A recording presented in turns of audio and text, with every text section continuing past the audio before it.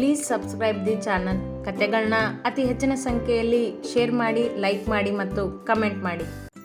ನನ್ನ ಕತೆ ನಿಮ್ಮ ಭಾವ ಚಾನಲ್ಗೆ ಸ್ವಾಗತ.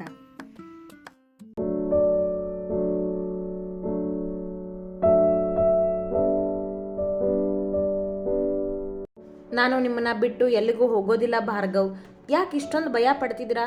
ಏನೂ ಆಗಿಲ್ಲ ಎಂದಳು ಅವನನ್ನು ಸಹಜ ಸ್ಥಿತಿಗೆ ತರಲು. ಪೂರ್ಣ, ಆ ಲೆಟರ್ ಎಂದವ ಮಾತನಾಡಲಿಲ್ಲ ಮುಂದೆ. ಆ ಪತ್ರದಲ್ಲಿರೋದು ನಿಜಾನಾ ಕೇಳಿದಳು ಅವನನ್ನೇ ನೋಡುತ್ತಾ. ಇಲ್ಲ ಪೂರ್ಣ, ಅದೆಲ್ಲ ನಿಜ ಅಲ್ಲ. ನಾನು ಯಾವ ಹುಡುಗಿನೂ ಕೊಲೆ ಮಾಡಿಲ್ಲ. ನನ್ನನ್ನು ನಂಬು ಪೂರ್ಣ ಎಂದ ತನ್ನ ಮೊಗ ಹಿಡಿದಿದ್ದ ಅವಳ ಕೈಗಳನ್ನು ತನ್ನ ಕೈಗಳಲ್ಲಿ ಬೆಸೆದು. ನಾನು ನಂಬ್ತೀನಿ ಭಾರ್ಗವ್ ನಿಮ್ಮನ್ನ ಎಂದಳು ಸಮಾಧಾನದಿಂದ. ಅವ ಮತ್ತೊಮ್ಮೆ ಅವಳನ್ನು ಅಪ್ಪಿ ಹಿಂದೆ ಸರಿದ. ಮೊದಲು ನೀವು ಸಮಾಧಾನ ಮಾಡಿಕೊಳ್ಳಿ. ಉಸಿರಾಡೋದಕ್ಕೆ ಕಷ್ಟ ಆಗ್ತಿದೆಯಾ? ಮಾತ್ರೆ ತಗೋತೀರಾ? ಬಹು ಕಾಳಜಿಯಿಂದ ಕೇಳಿದಳು. ಅವನಿಗೇನು ಆಗುತ್ತಿರುವುದೋ ಎಂಬ ಆತಂಕ ಅವಳಲ್ಲಿ. ಬೇಡ ಎಂದನವ. ಏನೂ ಮಾತಾಡದೆ ಸ್ವಲ್ಪ ಸಮಾಧಾನ ಮಾಡ್ಕೊಳ್ಳಿ.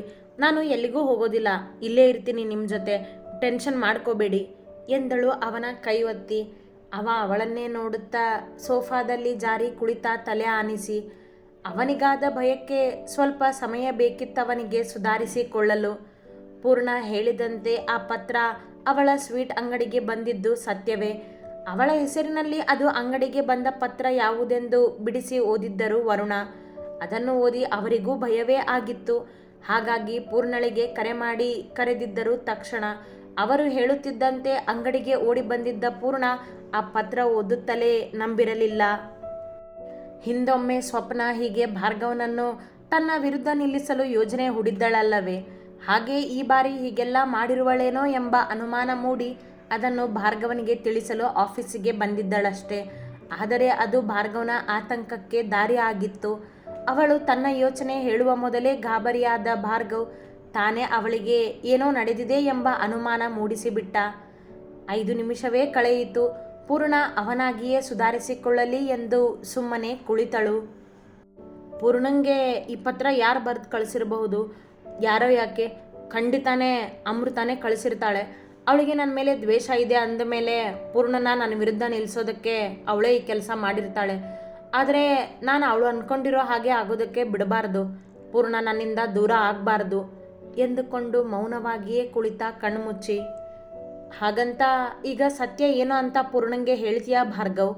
ಕೇಳಿತು ಮನ. ನೋ, ಈಗಲೇ ಸತ್ಯ ಹೇಳೋದು ಬೇಡ ಉತ್ತರಿಸಿದ. ಅವಳು ನಿನ್ನನ್ನು ನಂಬ್ತಾಳೆ ಭಾರ್ಗವ್. ನೀನು ಅವಳಿಗೆ ಧೈರ್ಯದಿಂದ ಸತ್ಯ ಹೇಳಬಹುದು. ಇಲ್ಲ, ನಾನು ಯಾರ ಮುಂದೆನೂ ಸತ್ಯ ಹೇಳೋಕ್ಕಾಗೋದಿಲ್ಲ ಎಂದವ ಪೂರ್ಣಳ ಮುಖ ನೋಡಿದ. ಅವನತ್ತ ನೋಡದೆ ತನ್ನ ಕೈ ರೇಖೆಗಳ ಮೇಲೆ ಗಿಚ್ಚುತ್ತಾ ಕುಳಿತಿತ್ತು ಹುಡುಗಿ ಮುಗ್ದಳಂತೆ. ಅವಳ ಆ ಮಗುವಿನ ಮುಖ ನೋಡಿ ಭಾರ್ಗವನಿಗೆ ಪಿಚ್ಚೆನಿಸಿತು. ಪೂರ್ಣ ಕರೆದ ಪ್ರೀತಿಯಿಂದ. ತಕ್ಷಣ ಅವನತ್ತ ತಿರುಗಿದವಳು, ಏನಾದರೂ ಬೇಕಿತ್ತಾ ನಿಮಗೆ ಎಂದು ಕೇಳಿದಳು. ಏನೂ ಬೇಡ ಎಂದವ ಸರಿಯಾಗಿ ಎದ್ದು ಕುಳಿತ. ಎಷ್ಟೊಂದು ಬೆವರಿದಿರ ನೋಡಿ ಎಂದವಳು ತನ್ನ ಸೆರಗಿನ ತುದಿಯಿಂದ ಅವನ ಹಣೆಯ ಮೇಲೆ ಕೂಡಿದ್ದ ಬೆವರಿನ ಹನಿಗಳನ್ನು ಒತ್ತಿದಳು. ಅವ ತನ್ನ ಕೋಟ್ ಬಿಚ್ಚಿ ಪಕ್ಕಕ್ಕಿಟ್ಟು ಅವಳ ಕೈ ಹಿಡಿದು ಕುಳಿತು ಅವಳನ್ನೇ ನೋಡಿದ. ಅವಳಿಗೆ ಅರ್ಥವಾಗಲಿಲ್ಲ ಅವನ ನಡೆ. ಪೂರ್ಣ, ಆ ಪತ್ರ ನೋಡಿ ನಿನ್ನ ಮನಸ್ಸಲ್ಲಿ ಏನು ಯೋಚನೆ ಬರ್ತಿದೆ ಎಂದು ಕೇಳಿದ ಅವಳ ಮನದ ಎಲ್ಲ ಪ್ರಶ್ನೆಗಳಿಗೆ ಉತ್ತರಿಸಲು ಬಯಸಿ. ಹಾಗೆಂದು ಸತ್ಯ ಹೇಳಬೇಕೆಂದೇನೂ ಇರಲಿಲ್ಲ ಅವನ ಮನದಲ್ಲಿ. ಆ ಪತ್ರ ನೋಡಿದ್ರೆ ನನಗೆ ಇದೆಲ್ಲ ಸ್ವಪ್ನ ಕೈವಾಡ ಅನ್ನಿಸ್ತಿದೆ ಭಾರ್ಗವ್. ಹಿಂದೆ ನಮ್ಮ ಮದುವೆಗಿಂತ ಮೊದಲು ಅವಳು ಹೀಗೆ ಯಾರೋ ಆಫೀಸರ್ ಅಂತ ಕಳಿಸಿ ಸ್ವೀಟ್ ಕೆಮಿಕಲ್ ಮಿಕ್ಸ್ ಇದೆ ಅಂತ ಹೇಳಿ ಅದನ್ನು ನೀವೇ ಮಾಡಿಸಿದ್ದೀರಾ ಅಂತ ಹೇಳಿದ್ಲು. ಈಗಲೂ ಹಾಗೆ ಇರಬಹುದಾ ಅಂತ ಅನುಮಾನ ಬಂತು ನನಗೆ. ಅದಕ್ಕೆ ನಿಮ್ಮ ಹತ್ರ ಇದನ್ನೆಲ್ಲ ಕೇಳೋಣ ಅಂತ ಬಂದೆ. ಆದರೆ ಇಲ್ಲಿ ನಿಮ್ಮ ಈ ವರ್ತನೆ ನೋಡಿ ನನಗೆ ಏನೂ ಅರ್ಥ ಆಗ್ತಿಲ್ಲ ಎಂದವಳು ಕೆದಕಿ ಕೇಳಲಿಲ್ಲ. ಆ ಪತ್ರದಲ್ಲಿದ್ದು ಸೂಕ್ಷ್ಮ ವಿಚಾರ ಎಂಬ ಅರಿವಾಗಿತ್ತವಳಿಗೆ. ಅಲ್ಲದೆ ಸತ್ಯ ತಿಳಿಯದೆ ಅವನನ್ನು ದೂರುವವಳಲ್ಲ. ಅವ ಏನೇ ಮಾಡಿದರೂ ಕಾರಣ ಇರುತ್ತದೆಂಬ ನಂಬಿಕೆ ಅವಳಲ್ಲಿ.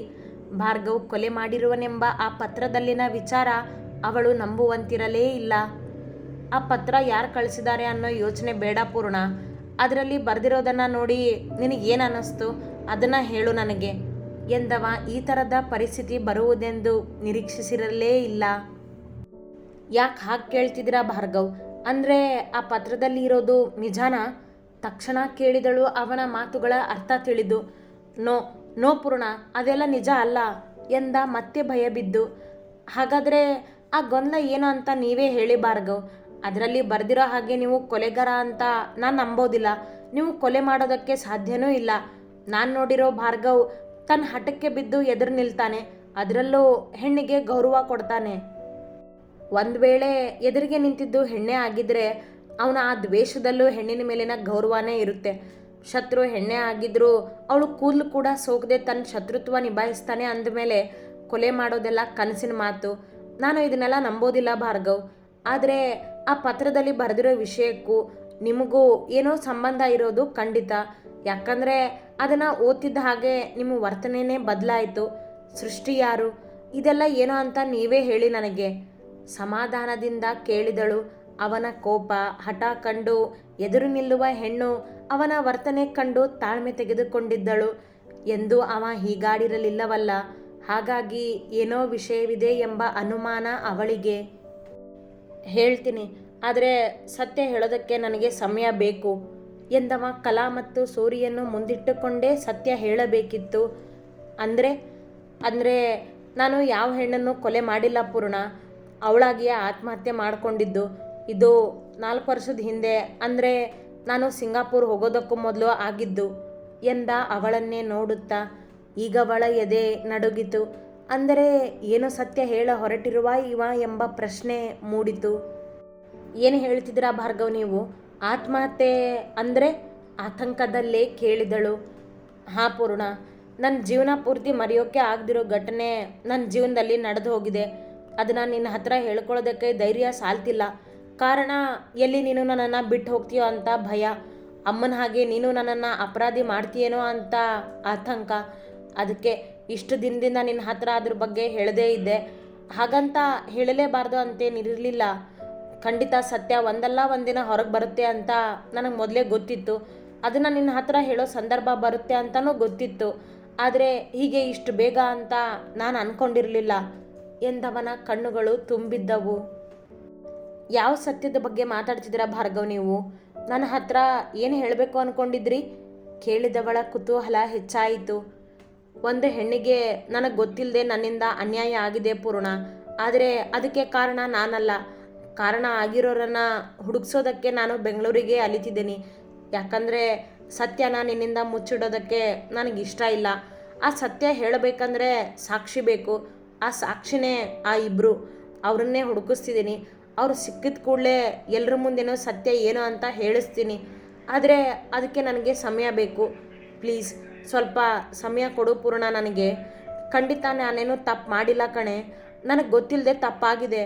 ಅದನ್ನು ಎಲ್ಲರ ಮುಂದೆ ಹೇಳೋದಕ್ಕೆ ನಾನು ಇಷ್ಟೊಂದು ಒದ್ದಾಡ್ತಿದ್ದೀನಿ ಎಂದವನ ಕಣ್ಣಿಂದ ನೀರು ಜಾರಿತು. ತಕ್ಷಣ ಅವನ ಕಣ್ಣೊರೆಸಿದ ಪೂರ್ಣ. ನೀವು ಹೀಗೆ ಕಣ್ಣೀರು ಹಾಕಬೇಡಿ ಭಾರ್ಗವ್. ಏನಾಗಿದೆ ನಿಮಗೆ? ಯಾವತ್ತೂ ತುಂಬಿದಿರೋ ಈ ಕಣ್ಣುಗಳು ಇವತ್ತು ಕಣ್ಣೀರು ತುಂಬಿಕೊಂಡಿರೋದು ಯಾಕೆ? ಅವನ ಅಳು ನೋಡಲಾಗದೆ ಕೇಳಿದಳು. ಅವಳಿಗೂ ಸಂಕಟವೇ ಅವನ ನೋವು ಕಂಡು. ನನ್ನನ್ನು ಬಿಟ್ಟು ಹೋಗಬೇಡ ಪೂರ್ಣ. ನಾನೇನು ತಪ್ಪು ಮಾಡಿಲ್ಲ. ಮತ್ತೆ ಮತ್ತೆ ಅದೇ ಮಾತು ಅವನದ್ದು. ನಾನು ನಿಮ್ಮನ್ನು ಬಿಟ್ಟು ಎಲ್ಲಿಗೂ ಹೋಗೋದಿಲ್ಲ ಭಾರ್ಗವ್. ನನಗೆ ನೀವು ಬೇಕು. ನಿಮ್ಮ ಮೇಲೆ ನಂಬಿಕೆ ಇದೆ ನನಗೆ. ನೀವು ಆ ಥರ ಏನು ತಪ್ಪು ಮಾಡಿರೋದಿಲ್ಲ. ಸತ್ಯ ಹೇಳೋದಕ್ಕೆ ನಿಮಗೆ ಸಮಯ ಬೇಕಲ್ವಾ? ಆ ಸಮಯನ ನಾನು ನಿಮಗೆ ಕೊಡ್ತೀನಿ. ಇದನ್ನು ಮೊದಲೇ ಹೇಳಿದ್ದೆ ನಾನು ನಿಮಗೆ. ನಂಬಿಕೆ ಇಟ್ಟು ನುಡಿದವಳನ್ನು ಮತ್ತೆ ತಬ್ಬಿದ ಅವ ಬಿಗಿಯಾಗಿ. ಥ್ಯಾಂಕ್ ಯು ಪೂರ್ಣ, ಥ್ಯಾಂಕ್ ಯು ಸೋ ಮಚ್ ಎಂದ. ತನ್ನಿಂದ ಅವನನ್ನು ಸರಿಸಿ ಅವನ ಮೊಗವನ್ನು ಬೊಗಸೆಯಲ್ಲಿ ಹಿಡಿದವಳು. ಈ ಮೈಸೂರಿನ ಕಿಂಗ್ ನೀನು. ರಾಜ ಆದವನಿಗೆ ಈ ಥರ ಅಳೋದು ಹೆದರೋದು ಒಪ್ಪೋದಿಲ್ಲ. ಯಾವಾಗಲೂ ನೀನು ಗರ್ಜಿಸ್ತಾನೇ ಇರಬೇಕು.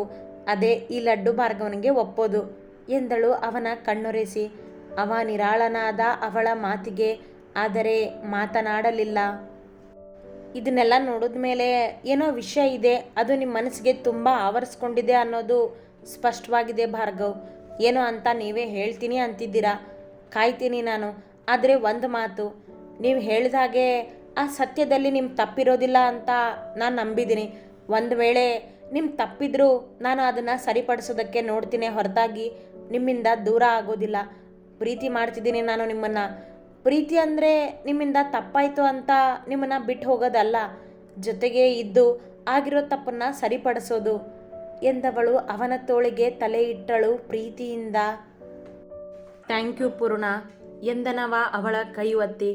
ಮುಂದೆ ಮಾತನಾಡದೆ ಉಳಿದ ಪೂರ್ಣಳ ಮನದಲ್ಲಿ ಈಗ ಶುರುವಾಗಿತ್ತು ಆತಂಕ. ಆತ್ಮಹತ್ಯೆ ಎನ್ನುತ್ತಿರುವನಲ್ಲ, ಅದೊಂದು ಪದ ಸಾಕಿತ್ತವಳಿಗೆ ಬೆಚ್ಚಿ ಬೀಳಲು. ಆದರೂ ಅವನನ್ನು ಭಯಪಡಿಸಬಾರದೆಂದು ತಾಳ್ಮೆಯಿಂದಲೇ ಮಾತನಾಡಿದವಳು ಒಳಗೊಳಗೆ ಭಯ ಬಿದ್ದಿದ್ದಳು. ಇಬ್ಬರ ಮೌನದಲ್ಲಿ ನಿಮಿಷಗಳು ಕಳೆದವು. ಆಗಿದ್ದ ಆತಂಕವನ್ನು ಇಬ್ಬರೂ ಸುಧಾರಿಸಿಕೊಂಡರು. ಅವನು ಹೇಳುವ ಹಾಗಿರಲಿಲ್ಲ, ಇವಳು ಒತ್ತಾಯ ಮಾಡುವ ಹಾಗಿರಲಿಲ್ಲ. ಹೆಚ್ಚು ಮಾತನಾಡದೆ ಕುಳಿತಿದ್ದ ಆ ಮೌನವನ್ನು ಪೂರ್ಣ ಮುರಿದಳು ಅವನಿಂದ ಸರಿದು. ಊಟ ಮಾಡೋದಿಲ್ವಾ? ಬನ್ನಿ ಮನೆಗೆ ಹೋಗೋಣ ಎಂದಳು. ಹಸಿವಿಲ್ಲ ನನಗೆ, ಇದೆಲ್ಲ ಬಗೆಹರಿಯೋವರೆಗೂ ಊಟ ಮಾಡೋದಕ್ಕೆ ಮನಸ್ಸಿಲ್ಲ ಎಂದವನ ಮನದಲ್ಲಿ ಅಮೃತಾಳ ಸತ್ಯವೊಂದು ಅಡಗಿದೆ. ಅದನ್ನವ ಬಾಯಿ ತಪ್ಪಿಯೂ ಹೇಳಲಾರ. ಹಾಗಾದರೆ ನನಗೂ ಹಸಿವಿಲ್ಲ ಎಂದಳು ಮತ್ತೆ ಬೆಳಗಿನಂತೆ. ಪೂರ್ಣ, ಹಠ ಮಾಡಬೇಡ ಪ್ಲೀಸ್ ಎಂದ ಮಗುವಂತೆ. ನೀವು ಹಠ ಮಾಡಬೇಡಿ, ಮನೆಗೆ ಹೋಗೋಣ ಬನ್ನಿ. ಊಟ ಮಾಡಿ ಸ್ವಲ್ಪ ಹೊತ್ತು ರೆಸ್ಟ್ ಮಾಡಿ ಮತ್ತೆ ಆಫೀಸಿಗೆ ಬನ್ನಿ, ಇಲ್ವಾ ಮನೆಯಲ್ಲೇ ಕೆಲಸ ಮಾಡಿ ಎಂದಳು. ಅವಳ ಮಾತಿಗೆ ನಿರಾಕರಿಸದೆ ಮೇಲೆದ್ದವ ಬಾ ಎಂದು ಅವಳ ಜೊತೆ ಮನೆಗೆ ಹೊರಟ. ಅತಿ ಹೆಚ್ಚಿನ ಕಥೆಗಳಿಗಾಗಿ ಹಿಂಬಾಲಿಸಿ ಪ್ರತಿಲಿಪಿ ಆ್ಯಪ್ನಲ್ಲಿ ಪ್ರತಿಮಾ SH ಅವರನ್ನು.